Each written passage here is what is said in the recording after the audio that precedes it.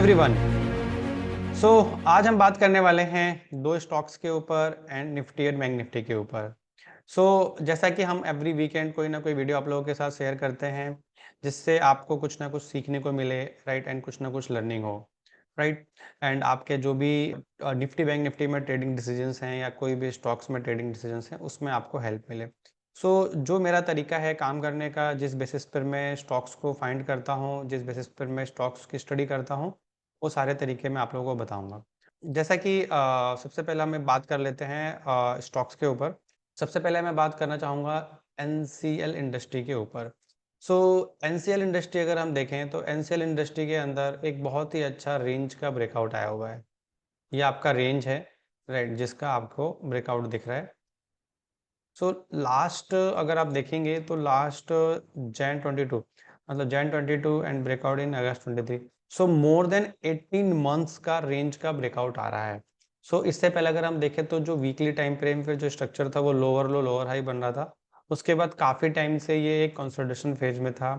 Around 210 से लेकर 200 से लेकर 210 एक सप्लाई जोन बना हुआ था जिसको बार बार प्राइस रिजेक्ट कर रहा था। बट लास्ट वीक क्या हुआ है कि एक बहुत ही अच्छा इसने ब्रेकआउट दिया है। काफ़ी लोग इसको डबल बॉटम का फॉर्मेशन बताएंगे, काफ़ी लोग इसमें कप एंड हैंडल फॉर्मेशन बताएंगे। सबका देखने का नज़रिया अलग अलग है, राइट। हमारे अकॉर्डिंग बहुत ही सिंपल है कि ये इसने एक रेंज का ब्रेकआउट दिया हुआ है, ठीक है।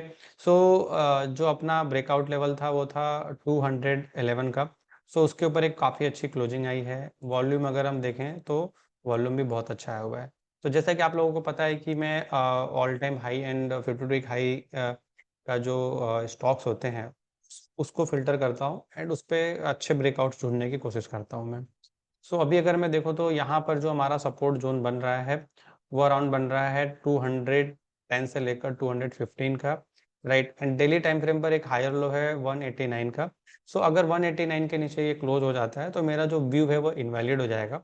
मतलब जो ये मेरा रेंज है, रेंज में जब ट्रेंड चेंज होता है हम क्या करते हैं, हम स्टॉक्स को एक्यूमुलेट करते हैं, right. And her her her position का एक ना एक स्टॉप लॉस होता है। उसको हम लोग फॉलो करते हैं।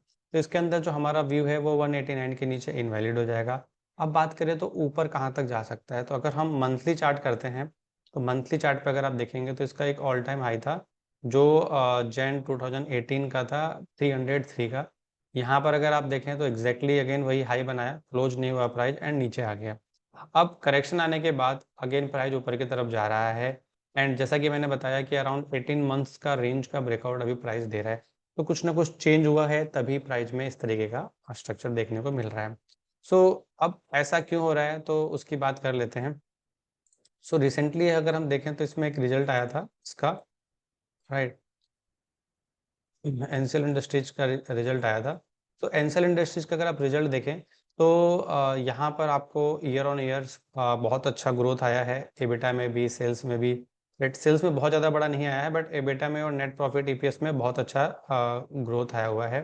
रिजल्ट काफ़ी अच्छा आया है, तो जाहिर सी बात है कि मे बी जो रिजल्ट आया है कल उसकी वजह से स्टॉक्स में मोमेंटम देखने को मिला है। तो आप देखें कि कल रिजल्ट आया है एंड कल ही स्टॉक्स में एक अच्छा खासा मूव मिला है वॉल्यूम के साथ, राइट, वॉल्यूम के साथ। एंड प्राइस में ब्रेकआउट आया है। जो मुझे चाहिए कि यार रिजल्ट भी चलिए अच्छा आ गया, कंपनी ग्रो भी कर रही है, राइट, और एक रेंज का ब्रेकआउट आ रहा है। ये सारी चीज़ें हम लोग देखते हैं। जो आप लोगों के साथ मैं आज स्टडी शेयर कर रहा हूँ ये सारी चीज़ें एजुकेशनल एंड लर्निंग पर्पज है, कोई भी बाइंग एंड सेलिंग रिकमेंडेशंस नहीं है। डिसीजन सारा आपका है, राइट। मैं बस आप लोगों के साथ अपना स्टडी ही शेयर कर रहा हूँ। ओके। सो आगे बढ़ते हैं। दूसरा स्टॉक है रेड गेन, जिसका मैंने ऑलरेडी जो मेरा एक ट्वीट होता है, हमेशा एक ट्वीट की सीरीज चलाता हूँ मैं, जिसमें मैं गेस द स्टॉक्स नेम बताता हूँ। उसके पीछे एक बहुत बड़ा रीज़न है कि लोग थोड़ा सा प्रैक्टिस करेंगे, उसको ढूंढने की कोशिश करेंगे। एक्चुअल में मैं सच बताऊँ तो बहुत सारे लोग मेरे से भी गेस द स्टॉक्स के बारे में पूछते हैं, मेरे काफ़ी मेंटी हैं, मेरे टीम में भी हैं। ये इसलिए हम लोग करते हैं कि हम उससे ज़्यादा से ज़्यादा प्रैक्टिस करें, उसको ढूंढने की कोशिश करें, तो उसके बहाने हम बहुत सारे स्टॉक्स देखेंगे। बाकी हम 1 या 2 दिन के बाद या वीकली क्लोजिंग के बाद मैं अपनी पूरी प्लानिंग शेयर करता ही करता हूँ। ये करने के पीछे भी रीज़न क्या है कि आपके अंदर पेशेंस डेवलप हो, राइट। तो हर चीज़ के पीछे कोई ना कोई रीज़न होता है। ओके। अगर हम बात करें अब रेट गेन की, तो रेट गेन के अंदर अगर हम देखें तो रेट गेन में भी हमारा मोर देन 18 मंथ्स का रेंज का ब्रेकआउट है। हमारा जो एनसीएल इंडस्ट्रीज था वो हमारा 52 वीक हाई का रेंज का ब्रेकआउट था, 52 वीक हाई के फिल्टर में आया था। ये हमारा ऑल टाइम हाई के फिल्टर में आया है। यहाँ पे भी जुलाई में भी 3 जुलाई को भी ये हमारे फिल्टर में ऑलरेडी आ चुका था, राइट। एंड उसके बाद बहुत अच्छा मूव दिया एंड अगेन अब ये ऑल टाइम हाई का ब्रेकआउट दे रहा है। इसमें भी अगर हम देखें तो काफ़ी अच्छा वॉल्यूम आया हुआ है। सो यहाँ पर भी अगर हम देखें तो एक अराउंड एक तरीके का राउंडिंग बॉटम पैटर्न बन रहा है। इसकी एक मैंने डिटेल स्टडी ऑलरेडी आप लोगों के साथ शेयर किया हुआ है। सो इस जैसे कि हम क्या करते हैं, हम टारगेट सेट करने के लिए सिंपली रेंज का एक डिफरेंस लेते हैं। तो ये जो हाई टू लो है, ये जो डिफरेंस है, इसके बेसिस पर हम लोग टारगेट डिसाइड करते हैं। क्योंकि काफ़ी लोग बोलते हैं कि सर आप टारगेट कैसे डिसाइड करते हो। तो जो ये रेंज है, इस रेंज को मैंने ब्रेकआउट टेस्ट पर रख दिया, जिसके बेसिस पर अगर मैं देखूँ तो जो मेरा टारगेट बन रहा है वो अराउंड मेरा टारगेट बन रहा है 800 प्लस, राइट। सो मैंने कुछ नहीं किया, मैंने जो ये डिफरेंस है वही सेम टू सेम यहाँ पर कैलकुलेट किया ब्रेकआउट रेट से। इसके अलावा कुछ नहीं किया है। अब काफ़ी लोग बोलते हैं कि सर आप रिस्क रिवॉर्ड रेशियो कैसे देखते हो।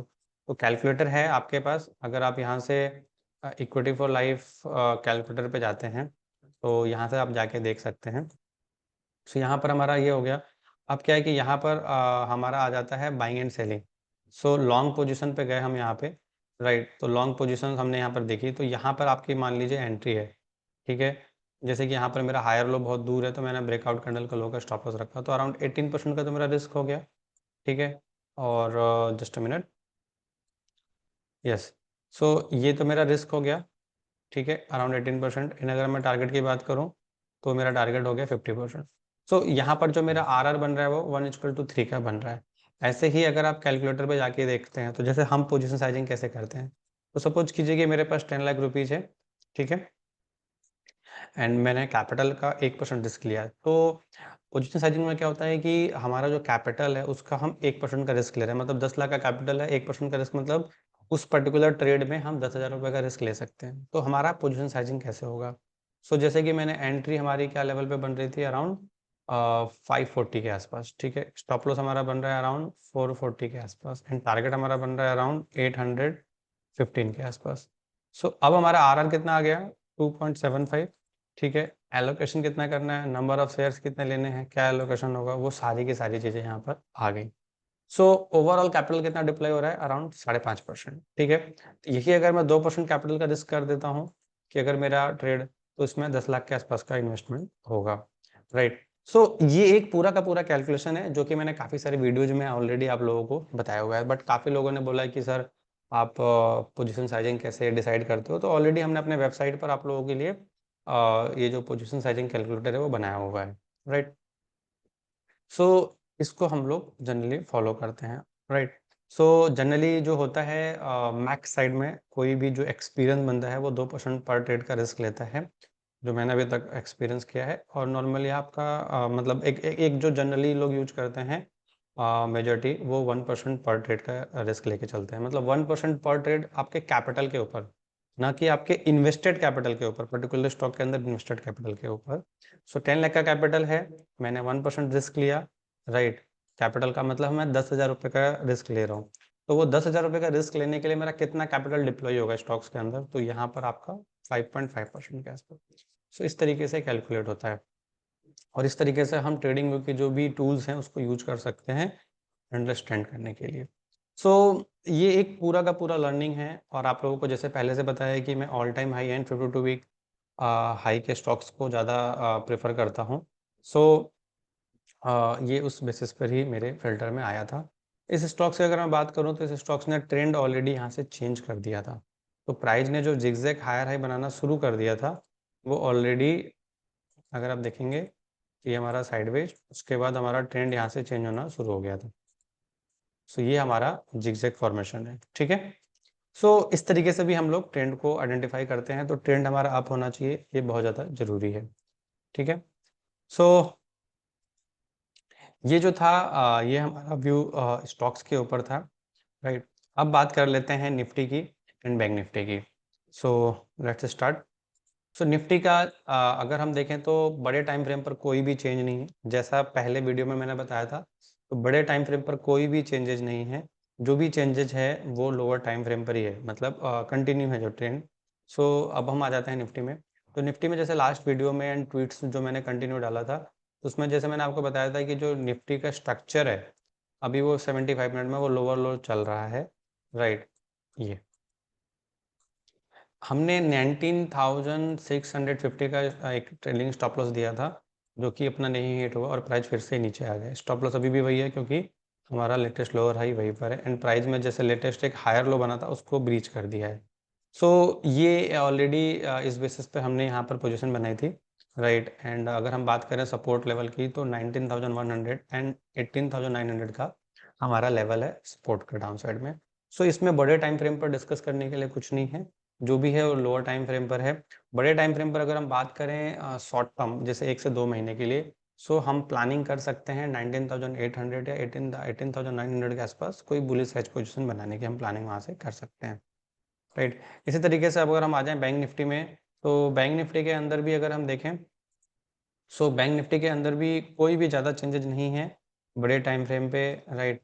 मंथली पे एक चीज़ जरूर है कि जो इसका पिछला हाई था उसके पास ही बिल्कुल खड़ा है, तो ये तो जाहिर सी बात है कि अगर पिछले वीक का लो ब्रीच होता है सो हमको और लोअर लेवल्स देखने को मिल सकते हैं, लाइक 42,300 के आसपास। अगर कल का लो टूट जाता है तो मतलब लास्ट वीक का लो टूट जाता है तो, क्योंकि अगर हम बात करें तो यहाँ पर एक बहुत मेजर सपोर्ट था, में रेसिस्टेंस था जिसको प्राइस क्लोज करके अभी उस पर खड़ा है। तो ऐसे केसेस में कंफर्मेशन का वेट करना ज़्यादा बेटर होता है। बट ओवरऑल अगर हम बात करें 75 मिनट टाइम फ्रेम की, तो 75 मिनट टाइम फ्रेम पर लोअर लो स्ट्रक्चर ही है अभी भी अगर हम देखें तो लोअर लो लोअर हाई स्ट्रक्चर है, राइट। सो सिंपल है, आपको ट्रेंड फॉलो करना है एंड ट्रेंड के अकॉर्डिंग पोजीशन बनाना है। अगर आप ट्रेंड के साथ बैठे हुए हैं तो जाहिर सी बात है कि आपको लॉन्ग टर्म में पैसा बनेगा ही बनेगा, राइट।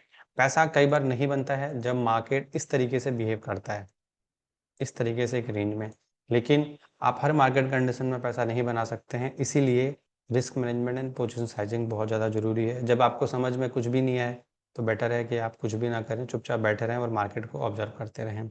सो ये जरूरी नहीं है कि आप हर दिन ट्रेड करें। सो जब आपके सेटअप पर ट्रेड बने तभी करना चाहिए। सो जो भी आज मैंने आप लोगों के साथ डिस्कस किया, जितने भी स्टडी आप लोगों के साथ डिस्कस किए, लेवल्स की बात करी, प्लानिंग करी, ये सब कुछ एजुकेशनल और लर्निंग पर्पज है। आपको खुद डिसीजन लेना है, खुद भी स्टडी करना है, खुद भी आपको दिमाग लगाना है एंड उसके अकॉर्डिंग ही काम करना है, राइट। हम क्या कर सकते हैं, हम आपको बस जो हमारा व्यू है, हमारी स्टडी है, हमारे लेवल्स हैं, हम आपको वो शेयर कर सकते हैं। आपको वो अच्छा लगे उस पर प्रैक्टिस कीजिए, उसको लर्न करने की कोशिश कीजिए, उससे सीखने की कोशिश कीजिए। कुछ नहीं है, मैं अगेन बता रहा हूँ, just we are following a trend and strength. So trend के लिए जैसे मैंने आपको बताया ही, रेड गेन में भी ड्रॉ करके दिखाया मैंने आपको कि ट्रेंड कब चेंज हो रहा है। सो अगर हम ट्रेंड के अकॉर्डिंग पोजीशन बनाते हैं तो हमारे फेवर में जाने के चांसेस ज़्यादा होते हैं, हमारे सक्सेस रेशो अच्छा होने के चांसेस ज़्यादा होते हैं। सो चलिए ठीक है, मिलते हैं अगले वीडियो में। धन्यवाद, थैंक यू।